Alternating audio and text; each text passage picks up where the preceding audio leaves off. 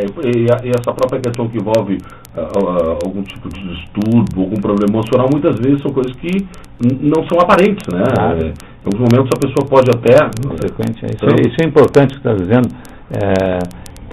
As coisas emocionais, as doenças emocionais são doenças como qualquer outra, e às vezes incapacitam mais do que as doenças físicas visíveis, né? Se tu quebra uma perna, é visível, quebrou a perna, né? Mas o sujeito está emocionalmente quebrado, não aparece, né? Isso é complicado, na verdade, né? Então, por isso que eu acho que não pode desistir. A pessoa está debilitada nesse momento, já está cansada de fazer perícias, está frustrada porque vai no INSS, eles negam, vai de novo, tenta de novo, eles negam de novo, e a pessoa vai começando a ficar assim, já está debilitada, fragilizada pela doença, já está muitas vezes deprimida porque está fora do mercado de trabalho. Ela fica mais afetada ainda. Exatamente, ela fica se sentindo mais fracassada ainda porque não consegue, né, ter um atendimento acolhedor por parte do INSS. Mas assim, eu digo com experiência, frequentemente no judiciário as pessoas conseguem obter esses benefícios, porque o médico, o psiquiatra da confiança do juiz é um médico independente, ele não está ali para dizer não, ele está ali para analisar o caso daquela pessoa e tem sensibilidade normalmente para levar em consideração tudo isso que nós estamos dizendo. Então a senhora de 55 anos, ela reside na colônia, nunca trabalhou e é dependente da mãe, ela tem problemas de saúde. Agora, com essa idade, ela pode requerer aposentadoria como moradora da zona rural? Depende do histórico dela, né? Vamos dizer, se ela foi uma pessoa que trabalhava, auxiliava na agricultura e sempre foi assim, ela pode ser considerada uma segurada especial? Poderia, aí não haveria problema. Tem que ver se ela era uma pessoa nessa condição, ou se era uma pessoa incapacitada já, né? Se ela não pôde nunca colaborar no trabalho como agricultora. Então tem que olhar o caso concreto. Mas porque parece que ela tem problema de saúde, mas até que ponto é incapacitada? Ter problema de saúde não significa ser incapaz, né? Tem muitas pessoas que têm problema de saúde e estão trabalhando normalmente, são capacitadas para o trabalho. Não existe, eu digo sempre, não existe benefício para doentes. Embora o benefício se chame auxílio doença, ele deveria se chamar auxílio incapacidade parcial, temporária. Ele não deveria se chamar auxílio doença, porque ele não é para a doença, ele é para a incapacidade. O evento que está sendo protegido aqui é a incapacidade, a contingência é a incapacidade. Quando ela é parcial e temporária, o benefício previsto é o auxílio doença. Quando essa incapacidade é total e permanente, o benefício previsto é a aposentadoria por invalidez. Mas ambos os benefícios são para incapacidade.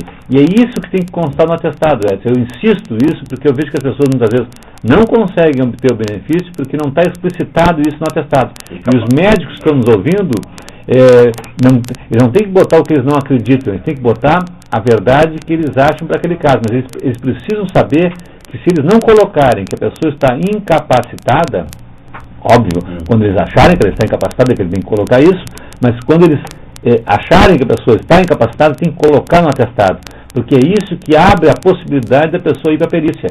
Diferentemente do que muitos médicos pensam, mas isso fica por conta do perito do INSS, eles dizem, eu não posso colocar no meu atestado que tu estás incapacitada, porque isso quem vai apreciar é o perito do INSS. Não é assim. Só se ele tiver segurado um atestado que diga que ele está incapacitado é que ele vai chegar na perícia. Senão ele nem chega na perícia. Já cancela, já nega o pedido dele na arrancada. Isso é importante esclarecer. Muito importante para os médicos. Eu vejo muitos amigos meus, médicos, eu digo para eles, olha, eles ficam muito assustados, porque frequentemente a gente ouve na imprensa escândalos com a Previdência, fraudes na Previdência, e as pessoas de bem estão preocupadas com a sua reputação, com o seu nome, e eu acho que está muito bem, eu acho que tem que estar mesmo. Só que isso não afeta em nada a reputação do médico. Ele pode dizer para o seu paciente claramente, olha, eu não acho que o senhor está incapacitado, por isso eu não vou lhe dar um atestado dizendo que o senhor está incapacitado. Agora, o que eu vejo que é lamentável é muitos médicos que acham e dizem para o paciente que ele está incapacitado totalmente, que ele precisa se aposentar, não dão um atestado dizendo isso. Isso é muito grave, porque isso cria um grande prejuízo para o segurado. Então o que eu digo é, quando o médico entender que o seu paciente está incapacitado de forma total e permanente, ou de forma parcial, temporária, para a atividade que ele desenvolve, coloque isso no atestado. O CID da doença e dizer que ele está incapacitado é muito importante para que essa pessoa tenha chance de obter um benefício na Previdência Social. Senão nem chance ele vai ter. Marcos, aqui diz que uma senhora trabalhou na zona rural e depois, posteriormente, ela trabalhou com carteira assinada. Conta esse tempo rural? Quanto tempo de carteira assinada seria importante a gente ter? Porque assim, existe um período de carência. Essa é uma pergunta muito comum e é muito importante, e vou dizer assim, pode somar. O tempo rural eu posso somar com o tempo de trabalho urbano. Isso é muito importante e assim, muitas pessoas já têm se aposentado, bastante jovens, até porque podem fazer isso, porque no meio rural nós podemos contar desde os 12 anos de idade. Então tu imagina alguém que começou a trabalhar no campo com 12 anos de idade, junto com seus pais, trabalhou até os 22, bota lá então 10 anos no campo, é mulher, veio para a cidade, veio aos 22 e trabalhou mais 20 anos na cidade. Quantos anos ela tem de trabalho? 30 anos. Ela pode somar os 10 do campo mais os 20 da cidade, fechar os 30 para aposentadoria por tempo de contribuição? Pode. Então essa mulher, com 42 anos, vai poder se aposentar por tempo de contribuição, porque somou os 10 anos do rural, mais os 20 anos da cidade. Eu dei esse exemplo, mas na verdade o que ela precisaria ter, no mínimo, são 15 anos de trabalho na cidade. Então, se ela tiver 15 anos de contribuição na cidade, ela pode somar o tempo rural. Se ela não tiver os 15 anos de contribuição, o entendimento é que ela não pode somar o tempo rural. Então a resposta é essa. Aqueles que estão na cidade, que vieram do campo e contribuíram pelo menos 15 anos, 180 meses, eles podem somar o tempo rural com o tempo urbano para fins de aposentadoria. Um alerta assim para as pessoas. Frequentemente eu vejo pessoas que me procuram e me dizem assim, olha, eu trabalhei sim, mas trabalhei sem carteira assinada. A ação para a anotação na carteira, ela é imprescritível. Significa dizer o seguinte, a qualquer tempo eu posso ir no meu empregador e dizer para ele, fulano, assina a minha carteira colocando o tempo que eu trabalhei contigo. A qualquer tempo isso. Então eu posso passar 20, 30 anos e ir lá no meu empregador e dizer, eu estou para me aposentar agora, eu queria que colocasse na carteira, está me faltando esses 2, 3 anos aqui que tu não assinasse para mim. Assina para mim agora. Pode fazer isso? Pode fazer, deve fazer isso. Colocar a verdade na carteira. Ah, bom, mas o empregador não teria que contribuir para o INSS? Teria, mas isso é uma obrigação do empregador para com o INSS. Isso não vai em prejuízo do empregado, compreende? Agora, apesar de nós estarmos na era virtual, na internet, como é importante que as pessoas elas possam guardar a documentação, a prova documental. A carteira de trabalho é fundamental, até por isso que eu estou dizendo, se o que vale é o que está na carteira, independente do patrão ter contribuído ou não pode prejudicar o empregado. O que acontece?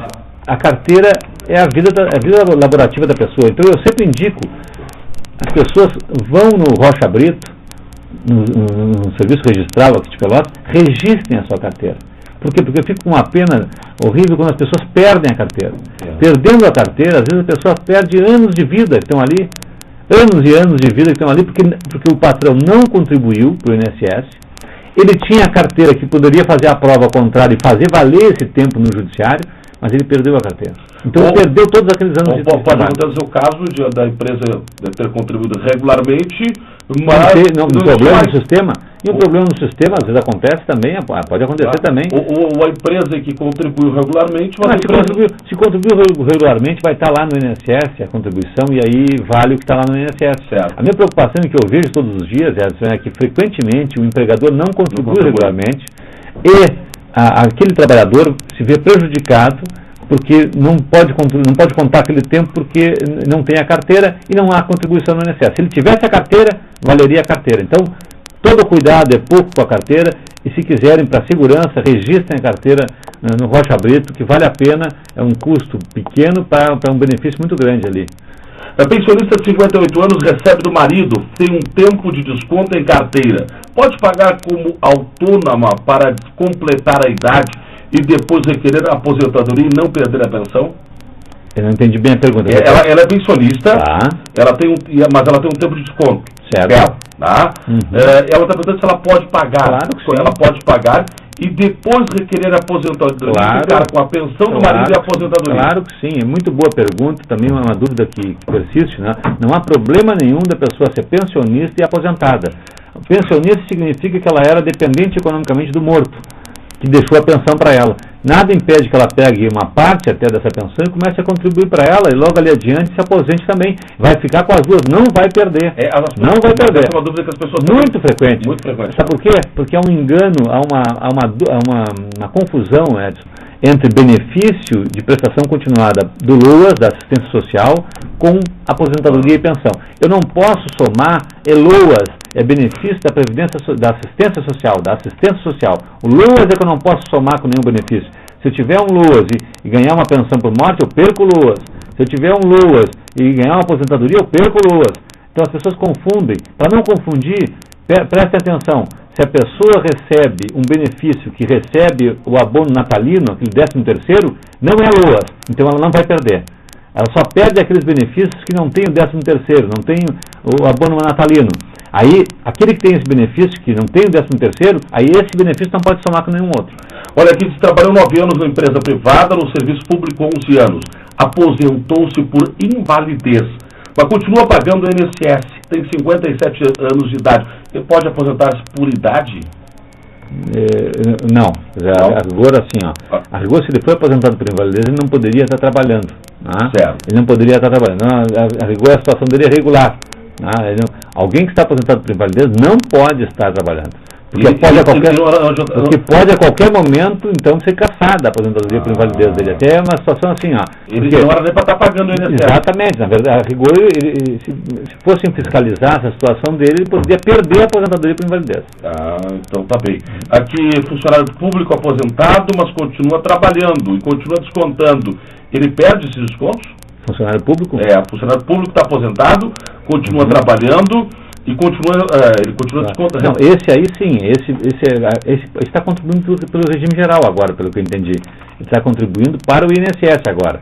Se ele conseguir contribuir 180 meses para o INSS e chegar à idade de 65 anos for homem, ele pode se aposentar também por idade no regime geral. Ele está aposentado no serviço público e vai poder se aposentar por idade no regime geral. Aconteceu muito aqui na universidade, professores da universidade que vieram da Universidade Federal, da aula na Católica, contribuíram durante 15 anos, eram aposentados pelo regime próprio da Universidade Federal e depois conseguiram se aposentar também pelo regime geral aqui pela Universidade Católica. Compreende? Então é possível, não tem problema nenhum.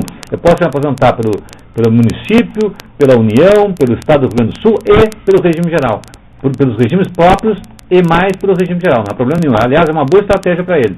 É continuar contribuindo para o regime geral e caso ele consiga completar 180 meses mais a idade de 65 anos, pode se aposentar por idade. A última questão dessa segunda-feira, os demais ficam para a outra segunda-feira. Na outra segunda-feira nós vamos então divulgar e-mail, MSN, o Twitter, para que o pessoal possa também ver questões e até daqui a pouco a gente pode até o Marcos interagir também aí com algumas das questões que estarão chegando já durante a semana. Então aí o pessoal pega para anotar que a gente vai passar todos os endereços, aí o pessoal vai participar também através de outras ferramentas, né? Claro. Que hoje têm sido fundamentais aí no nosso dia a dia. Aposentamos com 44 anos, 36 anos de contribuição. O INSS pagou 52% do salário, a média, perdeu 48%. Existe um fator máximo para descontar o fator previdenciário? O fator previdenciário é uma forma matemática, né? Então tem que colocar os dados na fórmula e fazer o cálculo, na verdade, né? Então aí a matemática dá de tudo, tem coisas surpreendentes, né? Então a gente tem que colocar na fórmula e fazer o cálculo. Então se ele quer checar, teria que refazer o cálculo para verificar se foi bem feito o cálculo, né? É isso. Na verdade, o que acontece algumas vezes é que, eu já vi acontecer, é que na fórmula leva em consideração o quê? O tempo de contribuição, a idade, a expectativa de vida da pessoa. Então, às vezes, não é colocado na fórmula todos os dados adequadamente. Então tem que pegar a carta de concessão e verificar se na fórmula, onde aparece a fórmula, se foram colocados todos os dados corretamente. Expectativa de vida, a idade e também o tempo de contribuição. Uma outra questão só para curiosidade, a tabela da expectativa de vida é uma tabela unissex, é para homem e mulher. Embora o INSS, o IBGE, na verdade, tenha uma tabela só de expectativa de vida do homem, que é menor do que a da mulher, e uma expectativa de vida da mulher. Como a tabela é unissex, prejudica os homens também. Então, uma possibilidade de discussão judicial para esses casos é dizer, olha, só um pouquinho, tem que aplicar a tabela masculina. Uma tese, não é uma coisa tranquila, isso não está sedimentado, mas eu digo, é razoável defender a tese de que a tabela tem que ser aplicada para cada um dos sexos, já que nós temos essa tabela. Não tem por que usar unissex, porque prejudica os homens. Professor Marcos Cunha, advogado previdenciário, na próxima segunda-feira Estaremos de volta depois do feriadão. Isso, com prazer. Bom feriado para todos. Respondendo a novas questões dos nossos ouvintes, né? Com certeza. E a gente já vai, então, estabelecer essa